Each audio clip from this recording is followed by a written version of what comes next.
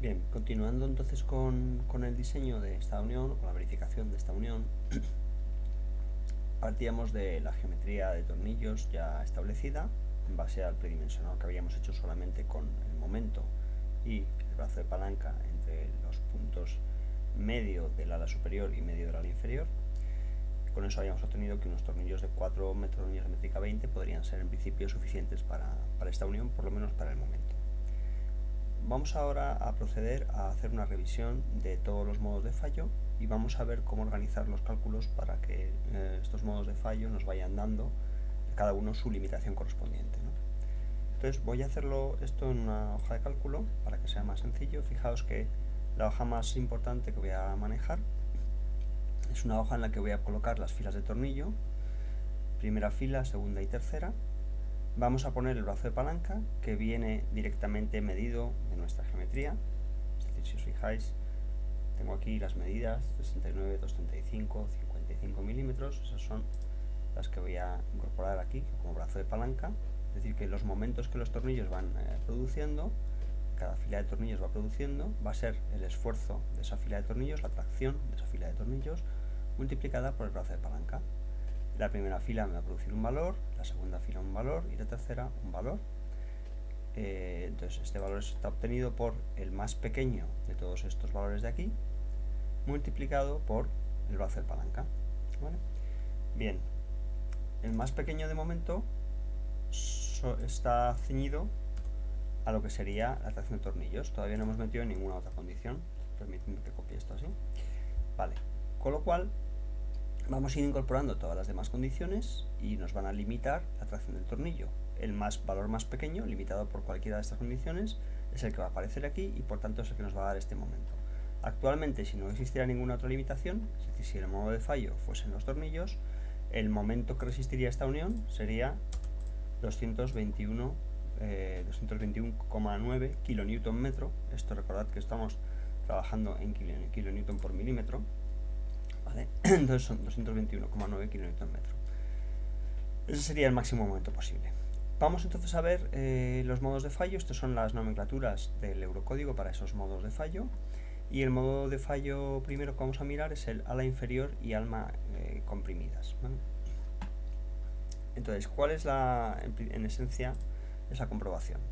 Bueno, fijaos, si yo tengo, como cuando hice nuestro cálculo sencillo, yo tengo aquí 4 fuerzas. Si yo me fijo en esta chapa y la aíslo, lo que tengo por un lado de la chapa son las 4 fuerzas de los tornillos, vamos a verlo aquí más claramente, que puedo suponer como que actúan en este lado, y al contrario, la componente, digamos, de presión que tengo por el otro lado. Es decir, que aquí recordad que tengo otra placa. Cuando estas dos placas empiezan a separarse, lo que las une es una serie de tracciones, que son los esfuerzos de los tornillos, y un contacto, una compresión, y por equilibrio tiene que ser que toda la suma de fuerzas en los tornillos que yo tenga esté como una resultante en este punto, resultante de compresiones. Ahora bien, si me fijo en la chapa, por un lado yo tengo eso, pero por el otro lado yo tengo el perfil. Entonces, en ningún momento dado las fuerzas por un lado y por otro pueden ser distintas. Eso quiere decir que yo puedo poner en equilibrio la chapa con esas fuerzas contra el momento resistente máximo que tenga el perfil, que viene, como sabéis, de este diagrama de esfuerzos, ¿no? Entonces, en definitiva, ¿cuál es la comprobación que tengo que hacer? Como yo sé que los tornillos actúan aproximadamente en este eje, simplemente dividiendo el momento flector resistente del perfil entre esta distancia, voy a obtener el máximo esfuerzo que puedo tener en la parte inferior, en la máxima compresión que puedo tener en el contacto entre las dos chapas. Si la compresión fuese mayor que ese valor y mantenemos este mismo brazo de palanca, significaría que tenemos el perfil trabajando un momento mayor al que puede. Por tanto, el perfil fallaría. Es decir, que no sería aceptable. ¿De acuerdo? Bien, pues vamos a ver cómo se calcula eso desde el punto de vista del eurocódigo. Es simplemente esta comprobación.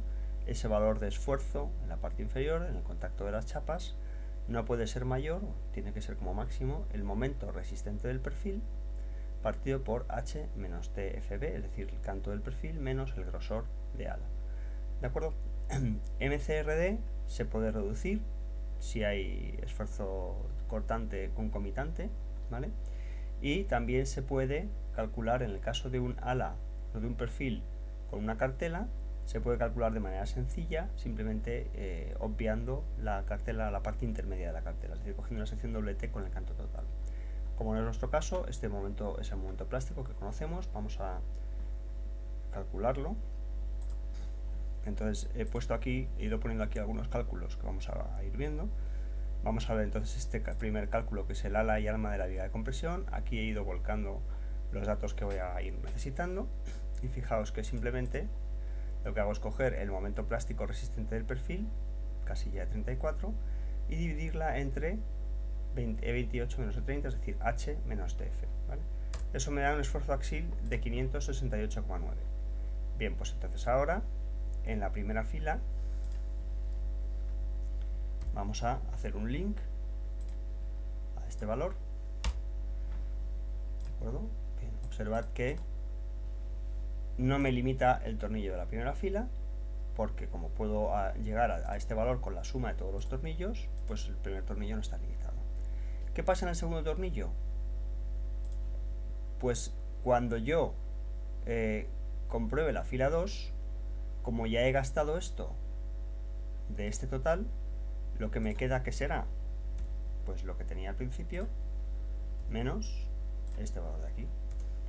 Es decir que ya no me quedan los 568,9 porque he agotado 353, por tanto lo que me quedan son 216.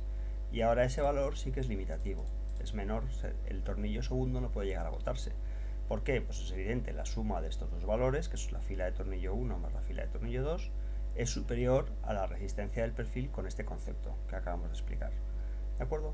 Por tanto, fijaos que ya por este concepto, pues la segunda fila me da un momento máximo de 50, ¿vale? Tiene un axil máximo de 216.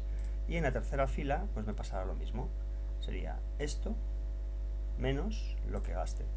Ya no me queda capacidad residual para la tercera fila. Es decir, que la primera y segunda fila agotan ya los tornillos.